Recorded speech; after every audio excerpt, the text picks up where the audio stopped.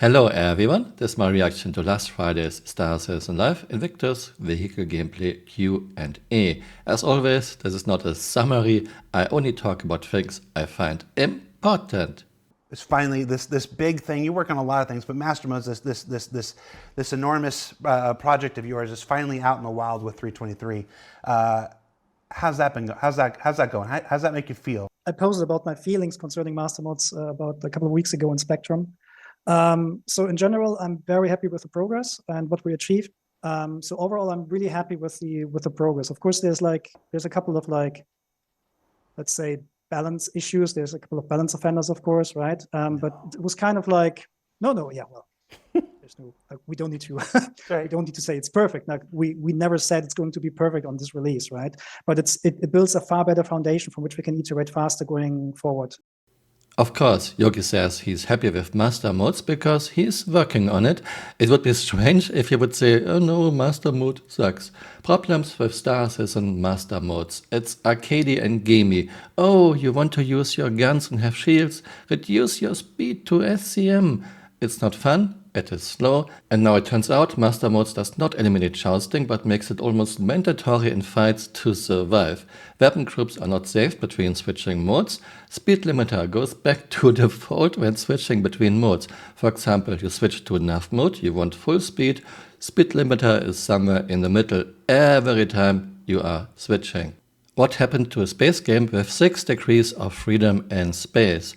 If CRG would right now go back to 2.5 to 2.6.3 flight model and ship combat, this game would be 100 times more fun than what we have now with console mode, aka master mode.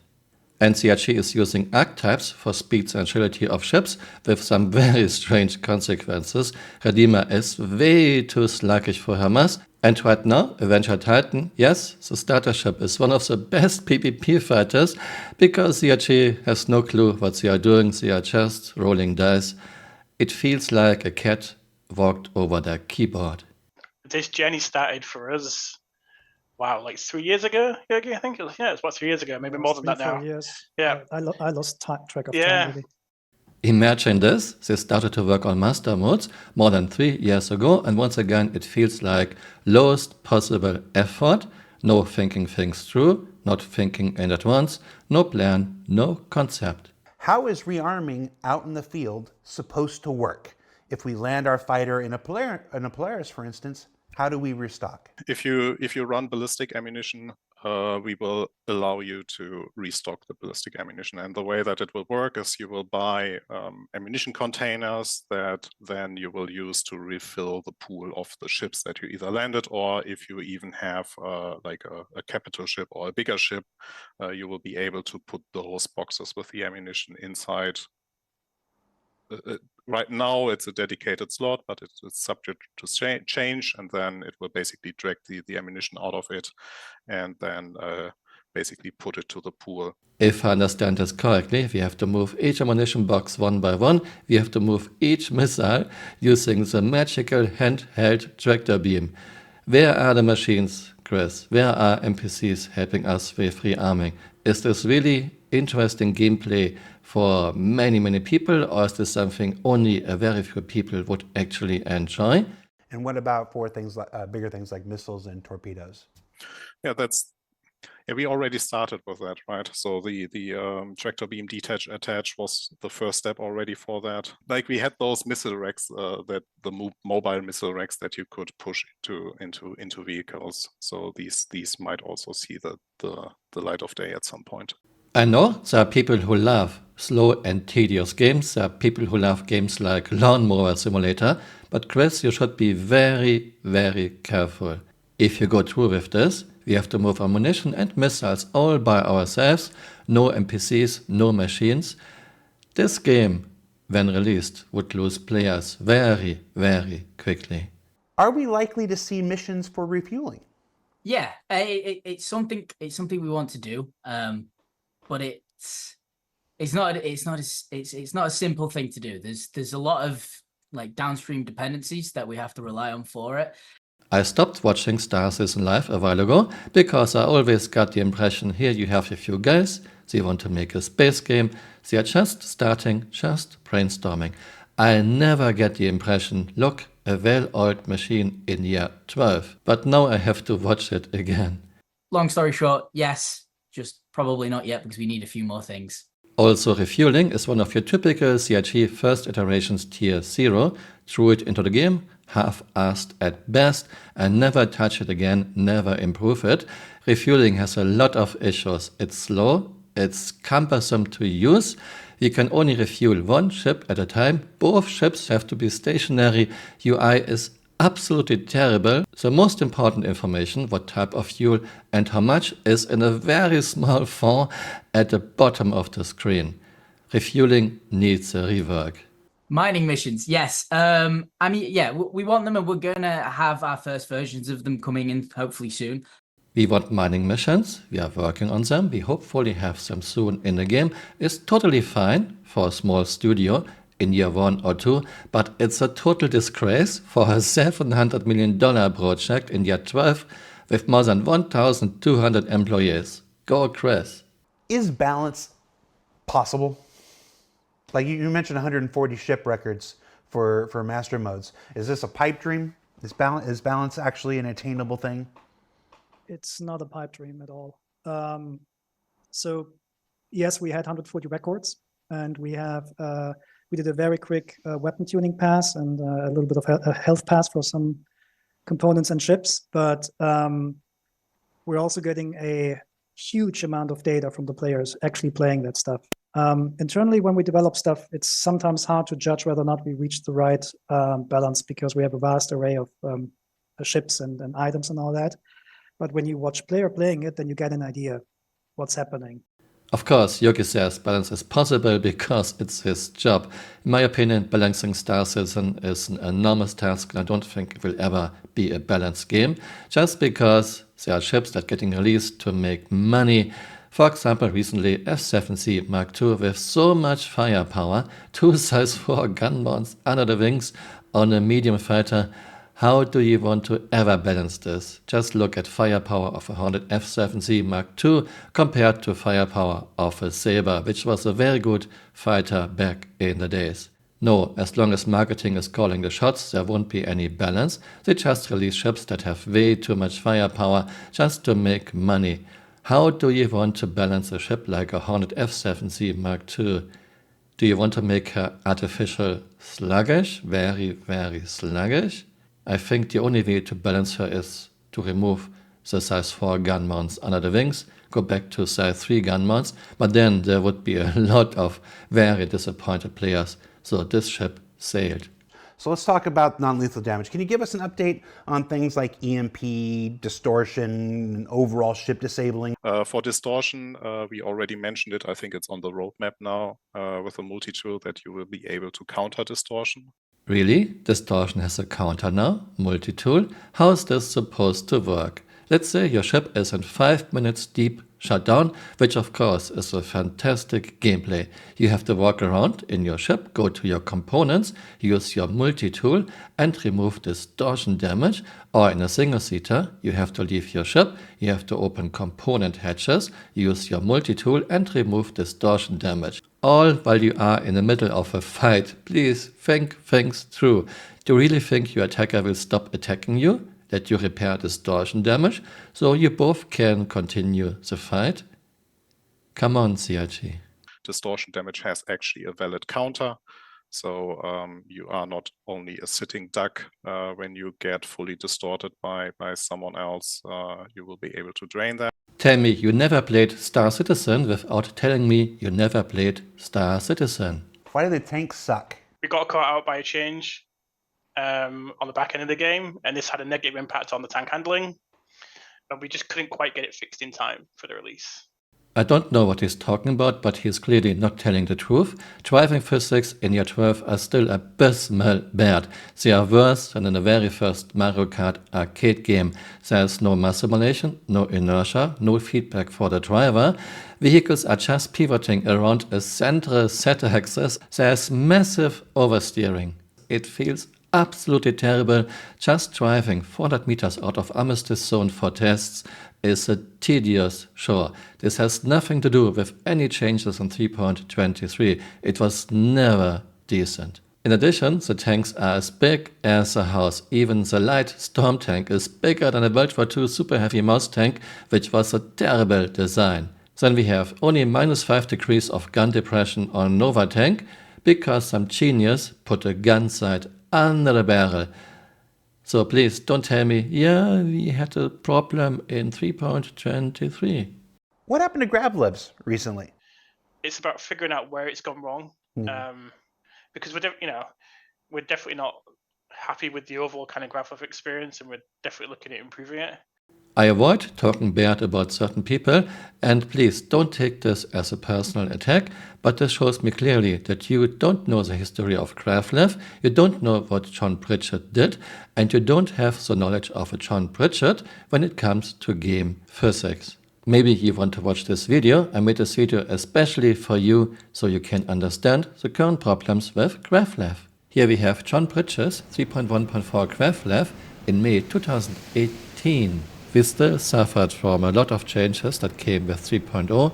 The game occasionally just stuttered and was very, very laggy. This was not my PC, but you can see how smooth this was.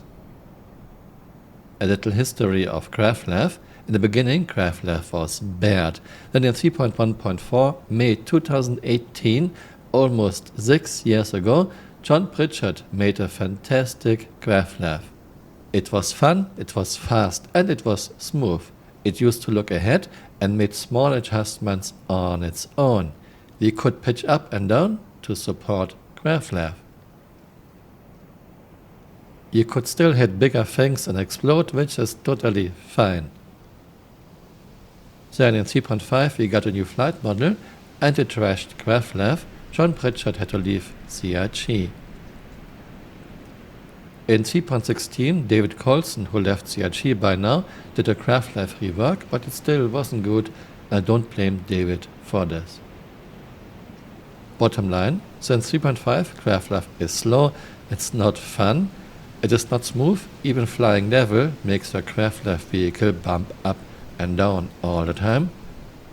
Gravlev does not look ahead anymore, no small adjustments on its own. And we cannot pitch up and down anymore to support Gravlev.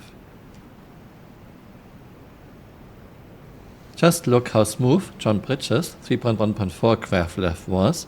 Those boulders are not a problem, and even this turn, absolutely smooth, absolutely fun.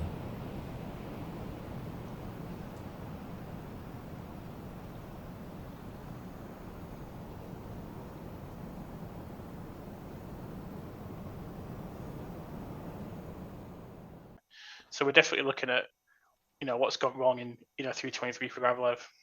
And again, you don't understand the problem. You pretend there's something going wrong with Gravlev in 3.23, when in fact something has gone wrong with Gravlev since 3.5. John Pritchett made his fantastic Gravlev in 3.1.4, then John had to leave CRG, and the new flight model in 3.5 destroyed John's Gravlev. What should people expect from engineering in 4.0? So as of now, for 4.0, let's start with live support. So we will have live support that has the fire system in it. So live support is also a valid counter for fire that you will see on your ships. We will have room propagation. So you opening a door to the outside will basically evacuate all the atmosphere of your ship to the outside. We have atmosphere maintenance, where you as the player are responsible for making sure that your life support generator runs well enough so that there's enough breathable atmosphere inside the rooms. We are closing in on 8 years that CRG showed us atmospheric room system the first time in a video. CRG still wants it, which I like very much, but the problem is most ships, especially newer ones, are not built with an atmospheric room system in mind. For example, you have elevators coming up with no door between outside and inside of the ship. And we have a lot of ships where the only way to get in and out is a big ramp. So if you want to go outside on a moon without atmosphere or in space, you would have to depressurize the whole internal section of a ship just for one person to get out. And when he comes back in, you have to repressurize the whole section of a ship. CRG didn't exactly spend any thoughts on making ships compatible with an atmospheric room system. So if CRG wants an atmospheric room system now, they would have to redo a lot of ships. I'm really curious how CRG will do it. And then we are getting live support, and this will be another banger, I'm pretty much sure, because this is CRG. CRG will way overdo it. Let's say you have a freelancer with 4 people inside, live support system is broken. I'm sure players will die in less than an hour, while in real life you would have enough oxygen for hours. In World War II, we had submarines with very basic technology. They had scrubbers for CO2 and they had oxygen bottles, and they could easily provide enough life support for more than 40 people for more than 1 day. Yeah, CRG will way overdo it. Mark my words. There's a filter that is also a new item that is added as the consumable for the life support generator. Fantastic. More things you have to care about, more things you have to buy, more things you have to store, more things you have to move to your ship one by one. This game will be such a fantastic game. We will introduce the relays as the connection point between the items with the fuses. Another fantastic idea. Fuses in Hercules are not even protected. No hatch, no door, no lock. Everyone who's inside your ship can just grab some fuses. And of course, it's such a fantastic gameplay idea to run around inside your ship in the middle of a battle and change fuses. Genius. So items should be more meaningful in ships. So we have a meaningful difference between item classes, for example, where there's a huge difference on the look and feel in terms of gameplay for the civilian and military components, as well as the grades. In 3.14, almost 3 years ago, CRG normalized most component and weapon stats. Here we have size 1 shields in 3.13 and in 3.14. Before 3.14, we had very meaningful choices. For example, you could use a shield that is very stealthy but doesn't have a lot of hit points. Or you could use a shield that's an all-rounder that has okay hit points, okay regeneration. Or you could use a shield that has tons of hit points but slow regen rate and a very loud signature. I'm happy now that we are getting this back, but why did this take 3 years? Slowly widen the gameplay, because I can tell you it's already quite a lot that you have to manage and learn. So it will be fun. Why do I get the impression it won't be fun? It will be more tedious and boring gameplay, time sinks on top of time sinks. Oh yes, because it's a Chris Roberts game. I am all in to manage my ship, to make sure it has fuel, it has ammunition, it's repaired, but I'm not into micromanaging every little aspect of my ship all the time. Chris, do we realize that this game will be a flop if you continue this route? Let me know what you think in the comments below and see you next time. Bye. Auf Wiedersehen. War. War never changes.